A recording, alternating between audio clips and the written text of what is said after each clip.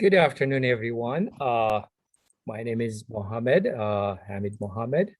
Uh, Welcome to our panel. I have three distinguished guests here with me. Michael Murray, President of the Arthur Vining Davis Foundation, Jonathan Van Antwerpen, Program Director at the Henry Luce Foundation, and Kelly James Clark, Philosopher of Religion. We'll start our program with a brief poem followed by a moment of silence. Kelly will lead us in that. Kelly? All right, thank you, Mohammed. I'd like to invite all of you to join me for a brief reading, followed by 1 minute of silent meditation. I stand on the beach and watch the rushing water seek out all the low places. Its wriggling fingers reach out to find and fill empty space. Its reach exhausted, another wave follows and fills those empty places. And another. There are always more than enough. Abundance. I want to extend my arms in grace and mercy to find and fill the world's empty spaces. When compassion and joy fill in the holes, the cracks and the crevices, the nooks and the crannies and hidden places, peace and harmony overflow with the rightness of the world.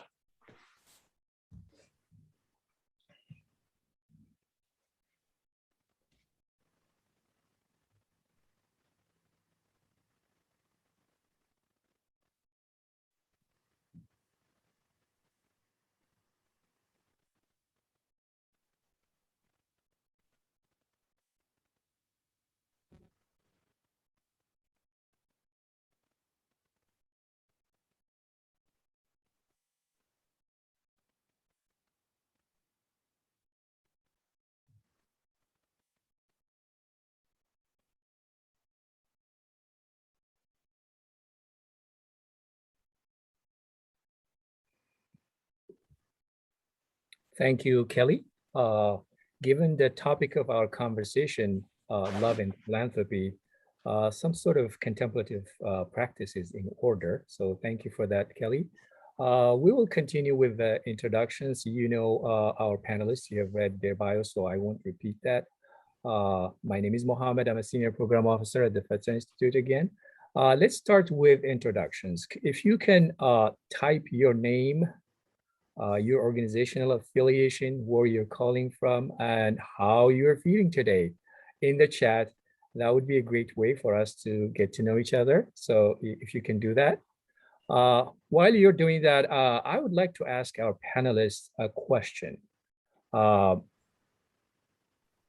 is the one thing you want people to know about you? Would you like to start, Kelly? Sure. Here's one interesting thing. Jonathan Van Antwerpen was my student a few years ago.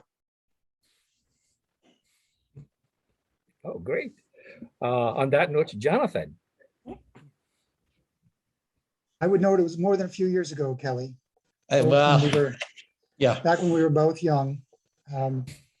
One thing that I might share with folks, and I don't know if they can see this if I do this, but I am the father of two young children. And they have transformed my experience of the pandemic, to say the least. Free babysitting, Jonathan, anytime you're in Michigan. Yeah, thank you. Michael? I guess the one thing I would like folks to know about me is that my second grandchild arrived this past Saturday. Oh, congratulations. That's wonderful news. Thanks. Well, we're talking about family. So the one thing I want people to know is that I have a 6 months old boy who was born in the middle of the pandemic. So, at home, we're calling him the pandemic child. So that's the one thing I want to share with you. Okay, that's great. I encourage those of you listening to us or looking at us, to continue to type in who you are, introduce yourselves.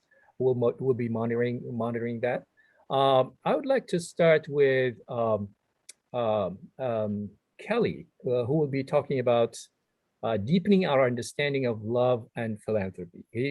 He's the one who he and I had a conversation about. Okay, there's this Upswell conference coming up. What can we present? Like, what can we share with them? And we talked about, we have had this project about love in the Abrahamic traditions.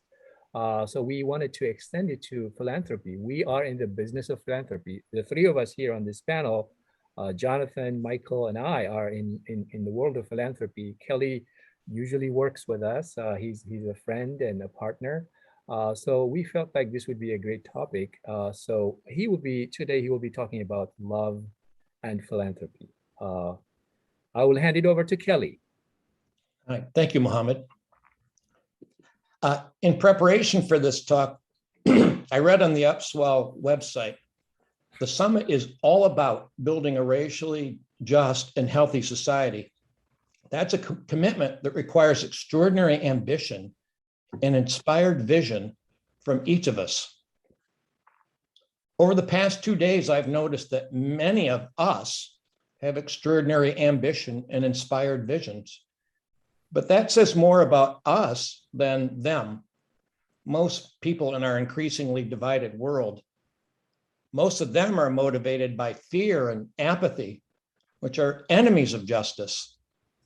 In my own work, I seek to cultivate, I seek partners to building a flourishing society by overcoming fear and apathy, by more positively cultivating empathy. We cannot unleash our full potential for flourishing unless we are first moved to care for those who are suffering. Philanthropic organizations also seek partners with ambition and vision. The root of philanthropy, love of humanity, reminds us that charity requires the proper motivation. It's easy to be tempted by arrogance or feelings of superiority or the wish to be seen as righteous. In short, philanthropy, better philanthropists, need to cultivate empathy too.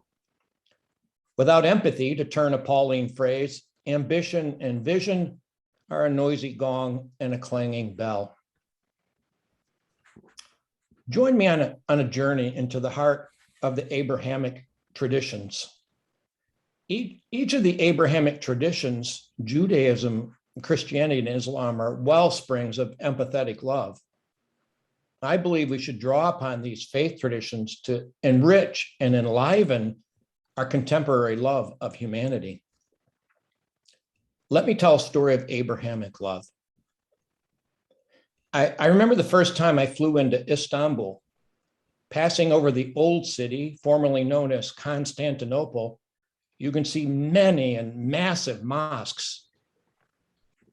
The Fadi Mosque, completed in 1470 AD, displays the magnificence and solemnity expected of an edifice named in the honor of the Ottoman Sultan who conquered Constantinople.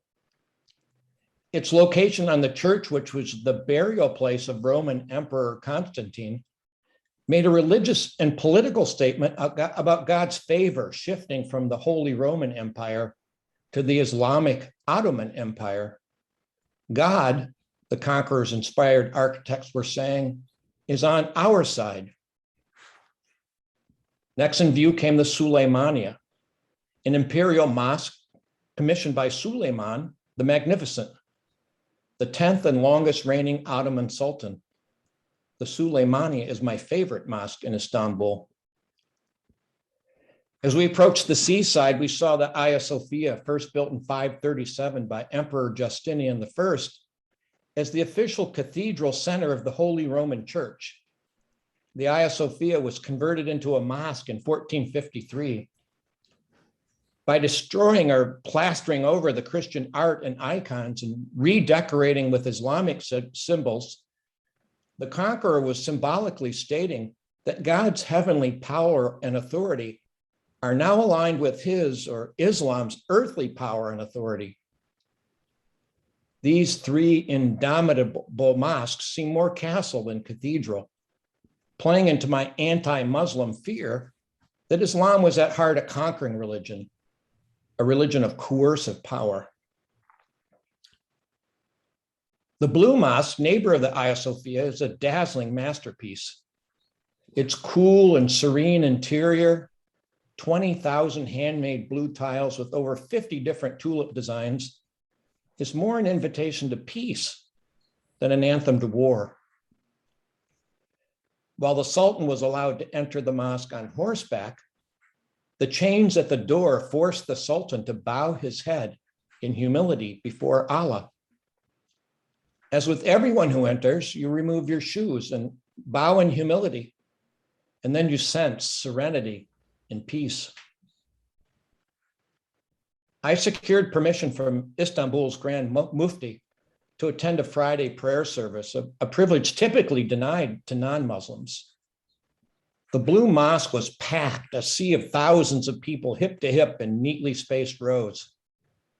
In response to a series of calls in Arabic, everyone folded hands, bowed, kneeled, touched forehead to ground, and stood up. I found myself standing, embarrassed in the midst of these prostrate worshipers. Given the serenity of the Blue Mosque and the attraction of true devotion, the wafting Arabic, and the power of synchronized activity, I found myself moved to pray with these strangers.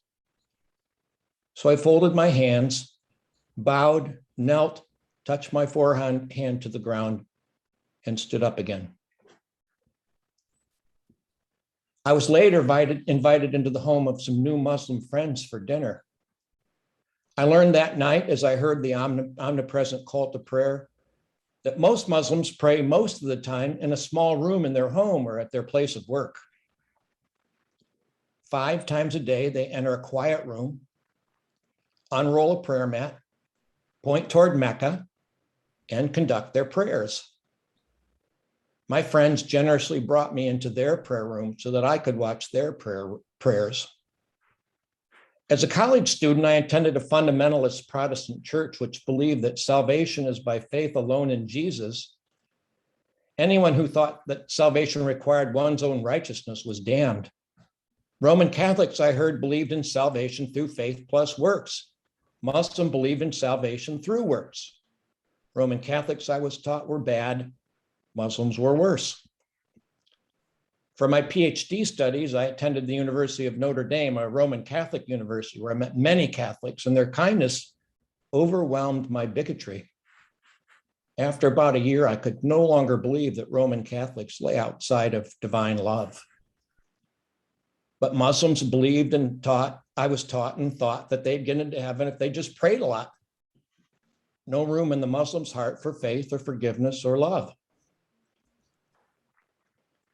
My Muslim friend, praying in that small room as I spectated, deconstructed my anti-Muslim bigotry.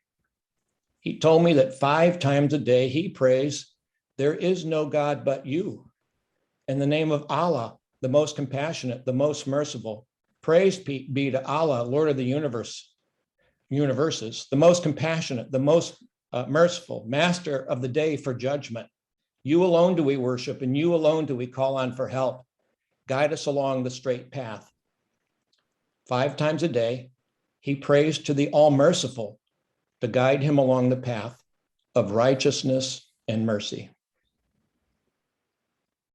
I had once thought Muslim prayer rituals were empty and rote, that Muslims were just concerned with impressing God with their quantity of their prayers and the positions of their bodies. But I learned from my friend that, like Christians, Muslims are more concerned about a loving heart than a prostrate body. And that, like Christians, Muslims trust more in God's forgiveness and mercy than in their prayers. And I saw in their bowing before the one God, simple and powerful ritual renunciations of pride, of thinking themselves God. And I heard in their double repetitions of love, in the name of Allah, the most compassionate, the most merciful, praise be to Allah, Lord of the universe, the compassionate, the most merciful. I heard their heartfelt desire to unite with love. If you followed along my narrative, you may have noticed that I've taken you from the exterior of Islam to the heart of Islam. We started the journey with fortress-like mosques that reinforced the fear that Islam is a conquering religion. I then took you inside a mosque, a place of peaceful architectural repose. Inside that mosque, I reported on the synchronous ritual behavior of thousands of people, behavior that was so attractive, I felt compelled to join in. Finally, I took you into a small room with a single Muslim and watched his ritual prayer. Then we went even deeper. I showed how the prayer ritual affected his heart. That is how bowing and scraping and praying conduce to humility, righteousness, and mercy. Righteousness, I've tried to show, is not moving one's body this way or that. It is a matter of moving one's heart into love, the empathetic love that motivates and builds a racially just and healthy society.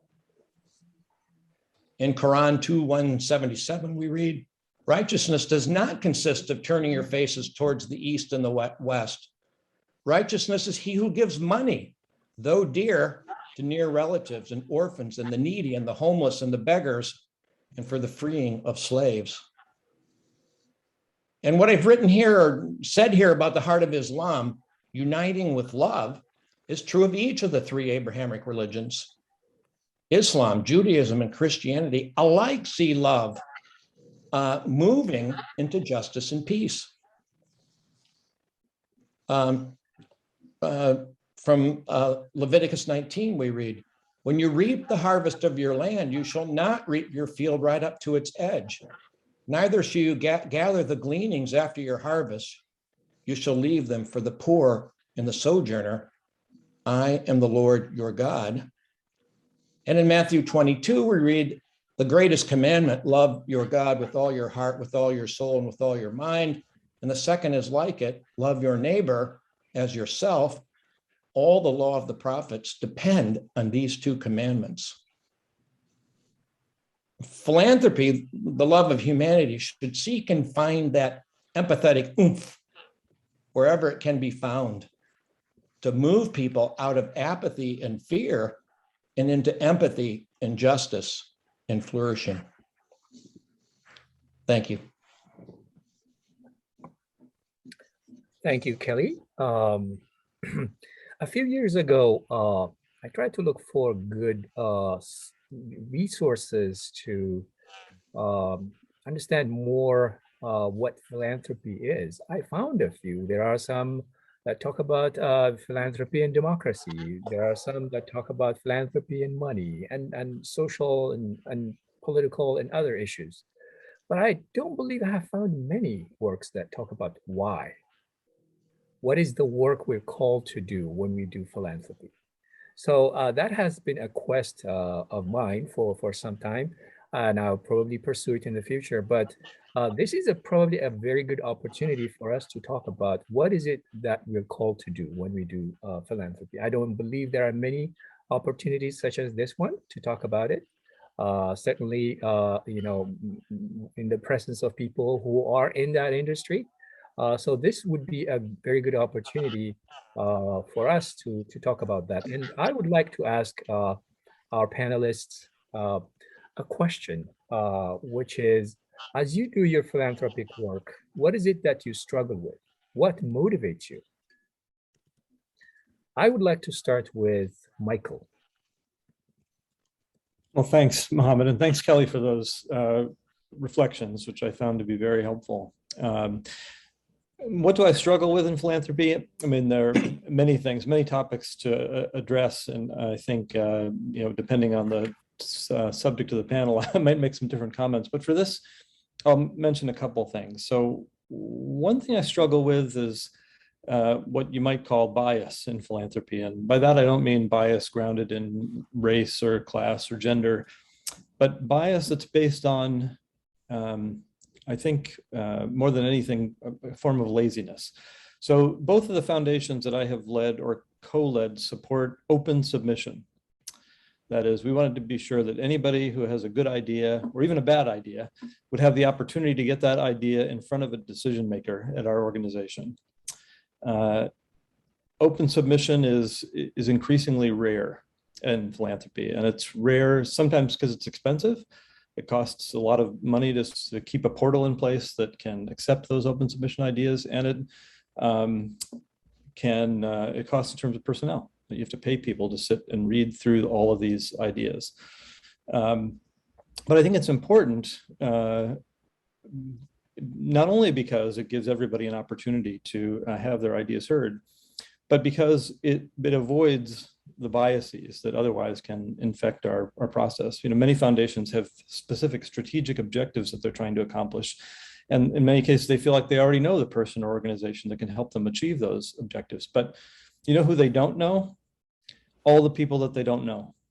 And without open submission, it just comes down to who can figure out how to get access to those at these foundations. So I struggle with lack of open access. I'll give you a second thing that I struggle with, and that's herd mentality in philanthropy. It's becoming increasingly common for foundations to rally to one or a small handful of causes that occupy the national or global spotlight. And one result of that is that equally significant needs sometimes go unmet. So you can see that, I think probably these days, there's an increasing share of philanthropic resources that are being devoted to climate change and to equity. And these are really urgent topics, and they're in fact major emphases of the Arthur Vining Davis Foundations. But if we focus exclusively on those things, other very important things can sometimes be neglected. So I worry that the focus on climate change means that philanthropies are weakening their commitment to species loss and coastal habitat restoration and water pollution. I worry that the focus on equity in higher ed might come at the expense of quality pedagogy or maintaining and improving infrastructure. So it's a difficult balancing act, of course, to figure out how to steward the funds that we're responsible for in ways that do the most good for the most people. But herd mentality is something that I think can affect us in a negative way. You asked what motivates me. Do you want me to say that too? Yeah. What motivates you? What motivates me are really concrete things. So lives that are changed or touched by the organizations that we fund. So the low income or first generation student who's able to take her first grant funded internship rather than working a summer job in the boardwalk, or the Muslim student group that joins with the evangelical student group every weekend to restore vacant houses in the inner city, or the seriously ill senior who's able to receive grant funded in-home care so that they can see their way to the end of life with dignity. Or 10 million oysters that are placed in the Chesapeake Bay with grant funds to create a massive reduction in water pollution. Or changing the lives of kids through the 5th season of Daniel Tiger's Neighborhood, or the 25th and final season of Arthur. Those are the things that motivate me. Thank you, Michael. Jonathan, same questions. 5th season Daniel Tiger. That's one of the best ones. Yeah. I've watched it many times. Thank you, Kelly and Mohammed, for organizing this, and to Dan Cardinale and his colleagues at Independent Sector for all the work that they do to organize Upswell. I'm grateful for the invitation to join you, and prompted in part to respond to this question in light of Kelly's presentation. So one thing I struggle with is what we might call the assumption of philanthropic altitude. In philanthropic work, we often see things from a distance, and this distance is not infrequently imagined as a great height. As Kelly's opening image of air travel reminds us, certain forms of distance can offer a wonderfully illuminating perspective. Peering out the plane window, our view encompasses a wider territory and the scope of our field of vision expands. Yet such heights too often make it difficult, if not impossible, to pay close, careful, and sustained attention to what's happening on the ground, where the action is, where the effort is expended, where the changes that Michael described happen, where the work happens, where people live. How much of what we gain in vantage do we sacrifice through abstract comprehension or partial understanding? In response to this persistent challenge, at least what I experienced to be a persistent challenge in the work of philanthropy, I found myself encouraged to engage more deeply with specific moments, contexts, and spaces of action, and not least with the communities of people that create, inhabit, and transform those spaces. So to begin to say what motivates me now, or at least to name what I aspire to in my work with colleagues and others, I want to draw our attention to two specific scenes of a religion in America in the year 2021. I am, after all, the program director for religion theology at the Henry Luce Foundation, a foundation that's been committed to that field for decades. The first of these scenes is from earlier this year, January 6th, the day supporters of Donald Trump walked down Pennsylvania Avenue to the United States Capitol building, staging a violent and chaotic insurrection, a siege accompanied by Jesus flags, Bible quotes, and loudspeaker sermons, and carried out, according to many of the attackers themselves, in the name of Christianity. A man from Kentucky named Michael Sparks, charged by the FBI as being among the first to enter the Capitol, which he did through a broken window, declared on Facebook, "Trump will be your president 4 more years in Jesus' name." The second different scene is from just a few months later and takes us from Washington, D.C. to the Midwestern state of Minnesota, as opening arguments were set to begin in a trial of a police officer who knelt on George Floyd's neck for several minutes before he died. New York Times columnist Charles Blow visited Minneapolis, not, he said, to see where the trial would be, but to go to the place where the dreaded thing had happened, to visit the spot where Floyd lost his life and to stand on hallowed ground. George Floyd Square at the intersection of 38th Street and Chicago Avenue had been figured as a sacred space where pilgrims from near and far came to mourn and remember, to grieve and to organize. It became the site of an evolving memorial to George Floyd, tended by his family members and by Janelle Austin, a graduate of Fuller Seminary who describes herself as a street theologian and who leads a team of volunteers seeking to preserve art and offerings left at the site of Floyd's murder. These are two of the many contemporary faces of religion in America, key fragments of a wider religious landscape that is sometimes rendered as simply too complex to fully fathom. And yet we aim to do just that, to analyze, narrate, reframe, and reimagine the field of American religion, working to support, equip, and connect diverse knowledge makers, including scholars and journalists, artists and religious leaders, social activists, and policy professionals. And the public setting for this knowledge work, I won't need to remind you, is no small amount of noise, a barrage of boasts and bullying, misinformation, and epistemological misdeeds. We are awash in an ever-expanding sea of words and images, and simultaneously caught up in our own narrow communication flows and ideological filter bubbles. But we should not fail to name the wider context, including, not least, a prevailing public discourse that is frequently shrill, polarized, acrimonious, and inhumane. In that context, I seek to join others who are working to advance more inclusive, complex, and nuanced public understandings and narratives of American religion, and to elevate the quality of our public conversations, while at the same time deferring the temptation to neatly separate good from bad religion, a tactic deployed even by some of our closest partners and allies. Finally, this: we do our work in and through relationship. Much of what I aspire to in my own philanthropic practice is informed by that basic reality, which consistently shifts me back to the voices of those whose endeavors our grant-making supports and whose labors and talents ultimately determine whatever effects or outcomes our work might achieve. Thank you, Jonathan. Thank you for sharing that. I would also like to share mine. There are many issues I struggle with. Some of them are similar to what Michael and Jonathan raised. Ethics is one area. More than business, more than other sectors, I think I try to be more mindful of being ethical, because when we say we're in the business of philanthropy, people's expectations are very high. They expect higher standards, and from an ethical perspective. So that's one. It's always a struggle.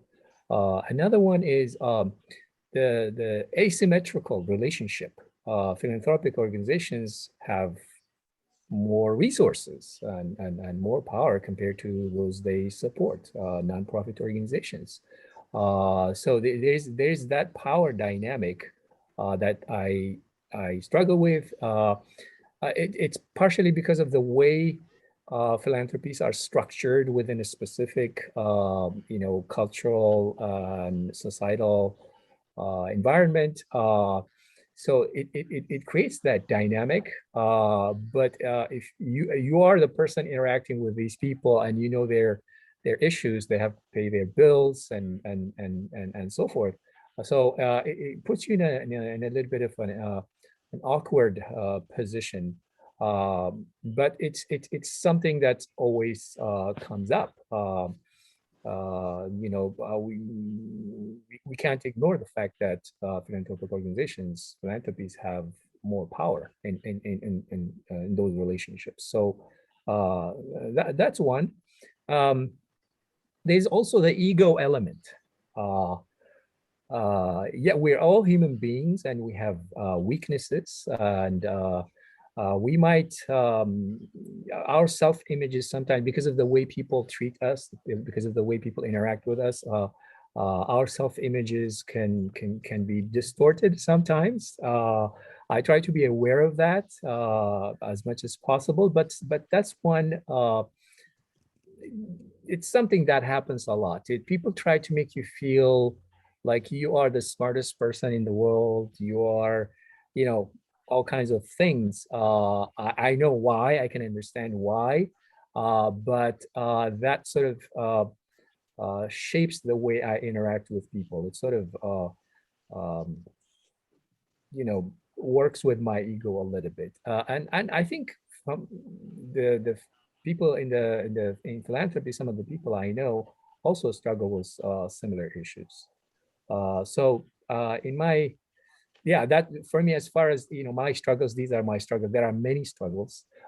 Relationships are another.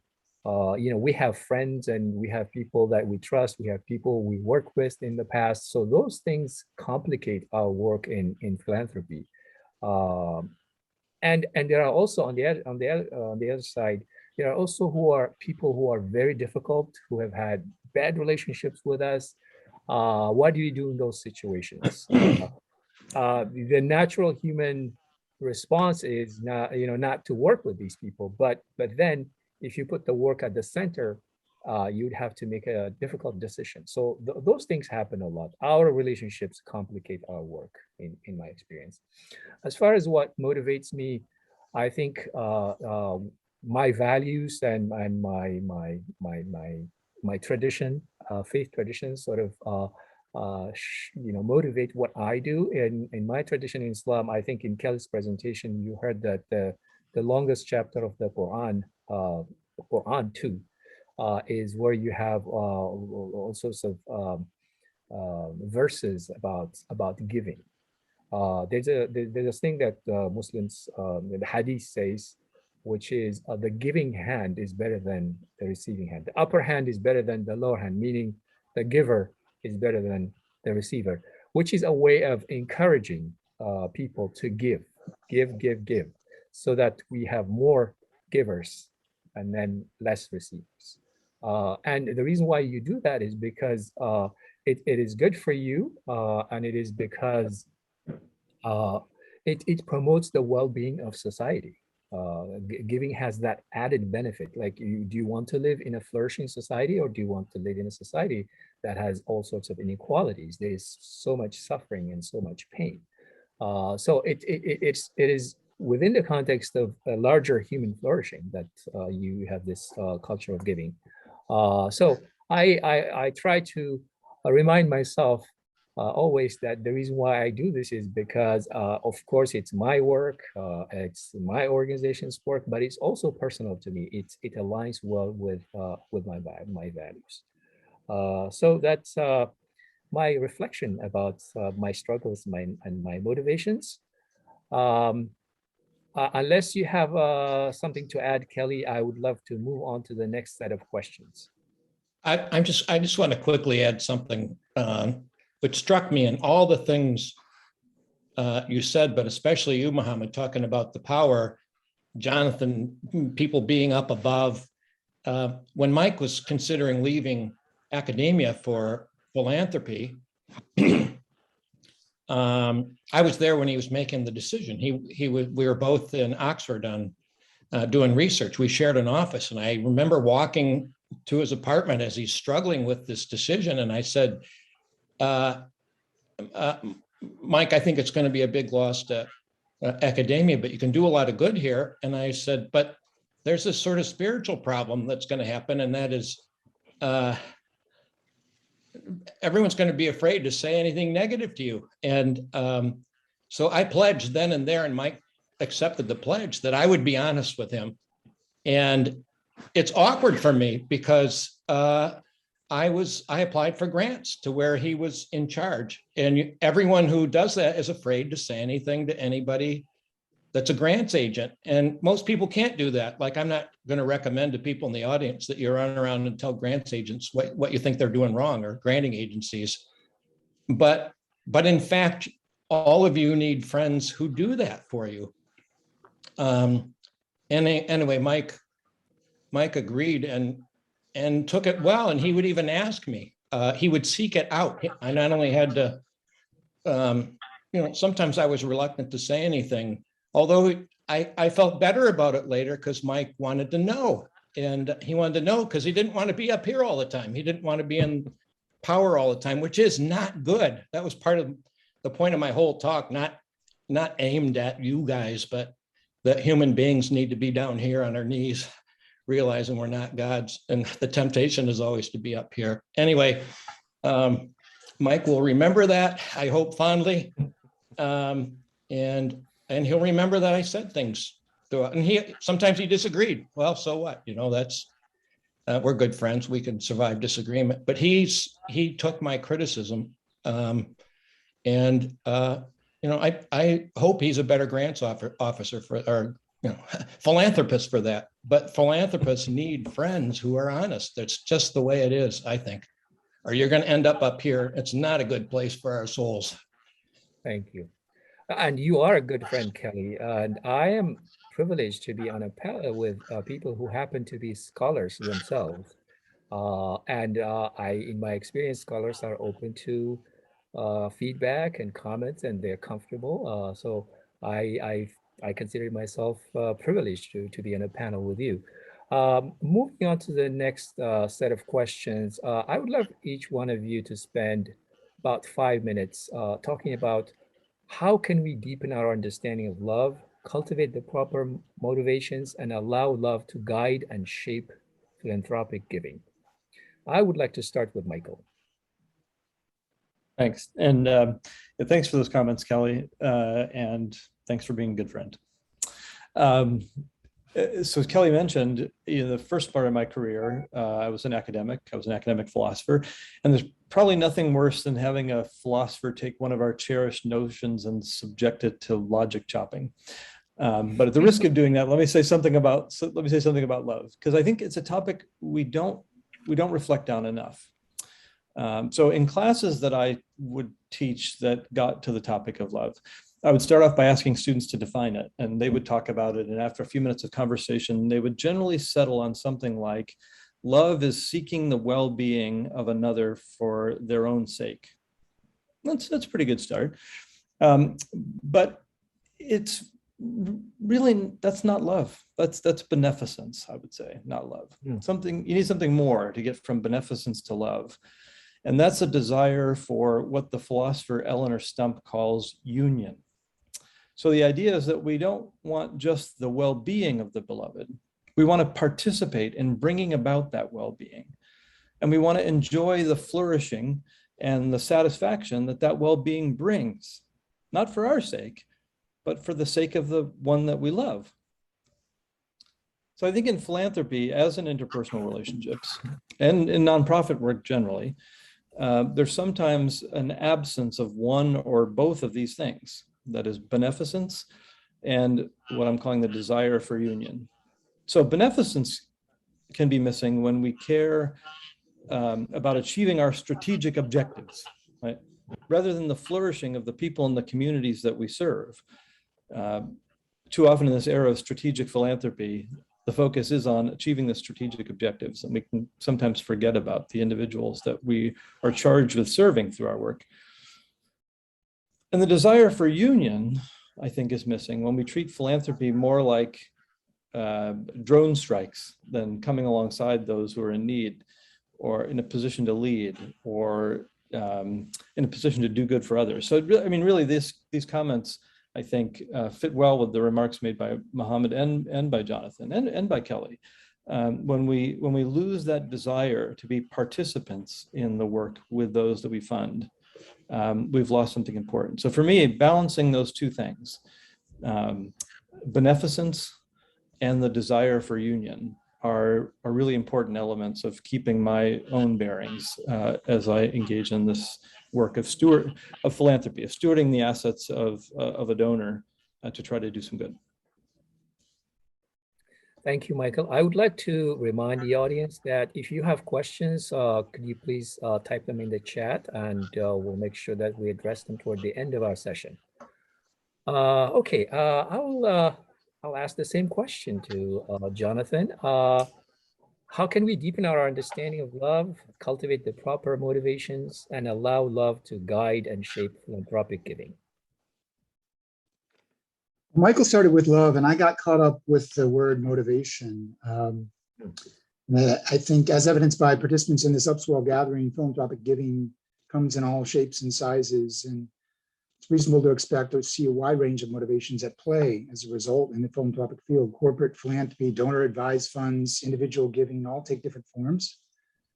And private foundations are informed and influenced by a variety of differently constructed articles of incorporation and institutionalized understandings of donor intent, as Michael has experienced as he's moved from one foundation to another, I'm sure. Within these foundations, then, institutions themselves, there are individuals with their own implicit and explicit motivations for the work they do. Motivations that sometimes, maybe frequently, align with, but also possibly diverge from the public perceptions and stated missions of their employers. Sometimes these divergences can be interesting to examine, I think, as when, for example, a person of faith, of religious faith, find themselves working within a philanthropy whose efforts are generally understood in largely secular terms.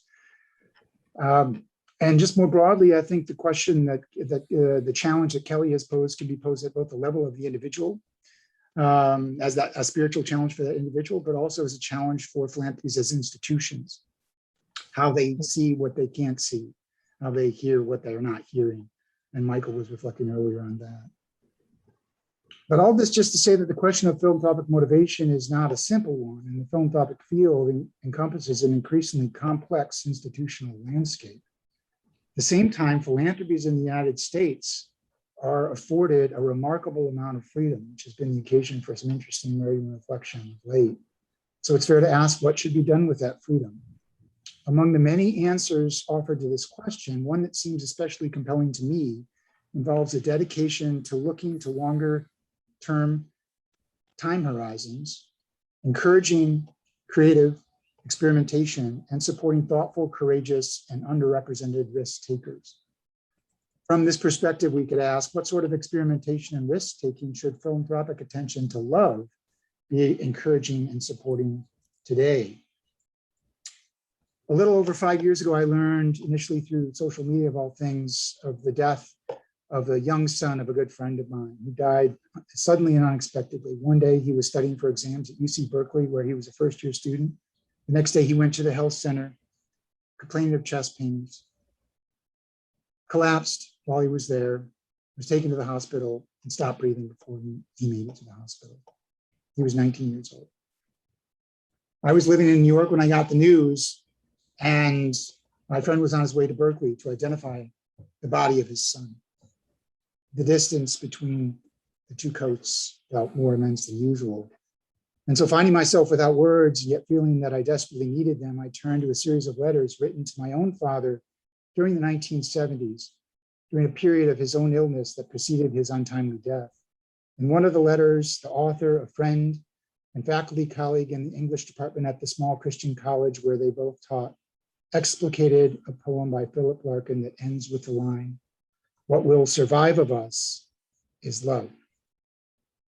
What will survive of us is love." That line quite likely meant something different to Larkin, an agnostic at best, than it did to my father and his colleague. They would have read it with an essentially theological eye. And thus it meant something still different to me. But it moved me immensely as I reread that letter some 40 years after it had been written and then shared the words with my grieving friend. And you could say it has motivated me in multiple ways ever since. I share this brief personal story to highlight the fact that for many of us, myself included, talk of love frequently moves us quickly toward fundamental matters at the heart of our individual experience and existence. And this raises a series of questions about how we might shift from the personal and introspective engagement with love to more social and civic forms. What and where is the public life of love today? And how might we deepen our understanding of love-driven forms of social solidarity and civic engagement? To that question, let me add two more quickly for the sake of time. First, in addition to understandings of love embedded in well-established religious traditions to which Kelly has drawn our attention, what possibilities might there be for learning about and from conceptions and practices of civic love that are not particularly well captured by an often too rigid distinction between the religious, that which is religious or spiritual, and that which is not? What secular forms of love can we identify in the public square today, and what new experiments in civic engagement might they be motivating? Finally, one touch point for me in thinking about the public life of love has been the South African Truth and Reconciliation Commission, a controversial spectacle that captivated the world and raised questions about the place of forgiveness in politics and public life. I think it's fair to say that the international human rights organization established by the Ford Foundation in the aftermath of the South African TRC effectively secularized the emerging international model of truth commissions, not least because in the eyes of many, discourses of reconciliation and forgiveness, figured at times in a language of love, had come to be associated by many with impunity and injustice. Anticipating some of the criticisms of it, a decade prior to the launch of the Truth and Reconciliation Commission, a group of South African theologians critiqued the language of reconciliation that would come to occupy a central place in the public narrative of transitional justice after apartheid. There can be no true reconciliation, they wrote, without justice. Transposing this a bit, I would simply end here with another question, as Kelly ended his own remarks. Can we speak of love without, in the same breath, speaking of justice? Thank you, Jonathan. Wow, that's deep. The beauty of having scholars on a panel. Okay, let me move on and maybe say a few things about the same question from my own perspective. To me, what is the most dignified and loving way of doing philanthropy? Michael mentioned this drone strikes. Drone strikes are, there's a problem, there's earthquake somewhere, there's a problem somewhere, and you come and try to put out the fire. It's that kind of approach. But what is the most, is it the most dignified, or is it the most loving way of doing philanthropy? That's a question. All of these things are important, but I think I want to apologize. I always talk about Islam. That's because that's where I come from. It is this idea that you don't have to wait for someone to ask you they need something. It is about anticipating that need. It's a very dignified way of helping people. If you know that there is a food shortage or lack of infrastructure or something like that, instead of waiting until that happens, can philanthropy play that role? Anticipate the long-term horizon you talked about, Jonathan, having that vision and investing in the experimentation that leads to those solutions in advance. I think that's consistent with that vision of a dignified approach to do philanthropy, not waiting until people are in trouble, or not waiting until people are forced to abandon their dignity and beg. So doing it from that long-term horizon perspective, I think is very important.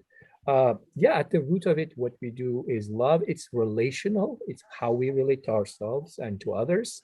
And it also provides a counter narrative, if you will, to the industry and government, because there's the yin and yang, the yang coming from industry and government, And philanthropy provides that yin, that humanity, that heart to what we do. So connecting to love and ideas of love is very important because what we do is relational. And the one image in Kelly's presentation, this person praying, the Muslim person praying, it's about submitting yourself to Allah, to God. It is a very powerful imagery, saying that whatever we do is for a higher purpose. And the theory about wealth in Islam, for example, is about it's a trust. Nothing in this world really belongs to us. It's a trust. We have it like for a short period of time, and it's in our best interest to serve a spiritual purpose by sharing it with others, by ensuring that there is well-being in society. So that's my perspective. Connecting with the deeper spiritual roots of philanthropy can reinvigorate and reimagine philanthropy in a way, or maybe it's just a matter of reminding people or reminding ourselves that's the reason why we do this work. So before we run out of time, I would love to also give Kelly an opportunity to weigh in here, and then we will accept questions from the audience. Yeah, I'll just be very quick. I'm writing a book on love in the Abrahamic traditions, and I totally agree with what Mike said, that our first shot at love is beneficence or benevolence, where we will good things for other people, and we do it for their own sake, which would be a major improvement for a lot of us a lot of the time, right? Like I just think that would be a good thing. If everyone was benevolent, that would be a really good thing. And so people should strive for that. But in the Abrahamic tradition, that's always second best love. First best love is always, I use the word empathy. Eleanor uses the word union. That you feel what another feels and you want to relieve their pain for their own sake. And the world isn't right. Like you can't flourish. No one can flourish if you love someone and they suffer. And this gets into Jonathan's point. I think love and justice are so deeply intertwined, and that it leads into justice. Love is the ground of all the law and all the prophets in the Abrahamic tradition. And the law and prophets best understood as feeding the poor, feeding the hungry, helping the poor, visiting people in prison, taking care of the widow and the orphan, freeing slaves. That when you cultivate empathy, you want justice in the world. You want human flourishing. And until human beings flourish, you don't flourish. And that's partly, like Jonathan said, leaving the top and getting down to the bottom.